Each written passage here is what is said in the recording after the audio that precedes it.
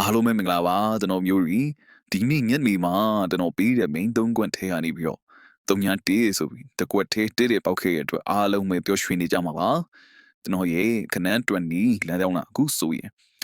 အဆအဆုံးမှန်နေပါရင်ဒါကြောင့်လို့မနေ့ကျန်တွက်လဲပဲတလင်းနာစိုက်ကြလေးပတ်တီးလေးကျွန်တော်ထပ်မှန်ရရှိထားပါပြီကျွန်တော်မျိုးရီထပ်မှန်ပေါက်ကြစေဖို့အတွက်ကျွန်တော်ခနန်းတွေကိုကြိုတင်ပြီးတော့တွက်ချက်ပြီးပါပြီ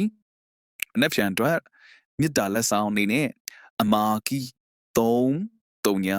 ဟာဒီ3လုံးနဲ့ပါတလုံးကတော့မနေ့ကမှမဖြစ်မနေကိုဝယ်ဆင်းလာဖို့ရှိပါတယ်ပတ်တီးအနေနဲ့ကတော့3ဟာစိတ်ကြိုက်ပတ်နိုင်ပါတယ်ကျွန်တော်မျိုးကြီးဒါကတော့ YouTube channel ကမိတ်ဆွေတွေအတွက် free အလားတင်ပေးထားတဲ့ကဏ္ဍတွေပါကျွန်တော်ရဲ့ Telegram channel လေးကိုမ join ရသေးဘူးဆိုရင်လည်းပဲ Telegram channel လေး join ထားကြပါကျွန်တော်ရဲ့ Telegram channel မှာလည်းပဲအနီးကပ်ကျွန်တော်ကဏ္ဍခွက်တင်ပေးနေပါတယ်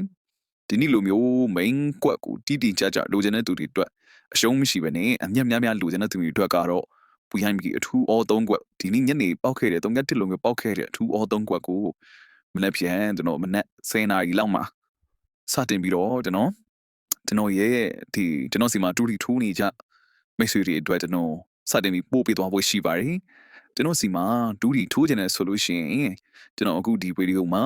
ဖုန်းနံပါတ်လေးကိုချပေးထားပါမယ်အဲ့ဒီမှာကျွန်တော်ရဲ့ Viber တော့ရှိပါပြီဒီဖုန်းတော့ဆက်လို့ရမှာမဟုတ်ပါဘူးကျွန်တော်ရဲ့ Viber မှာလာပြီးတော့မိတ်ဆွေတို့တွေဟိုင်းထားနိုင်ပါ ರಿ အော်3ကွက်ယူခြင်းတဲ့သူတွေလာပြီးပြောနိုင်ပါ ರಿ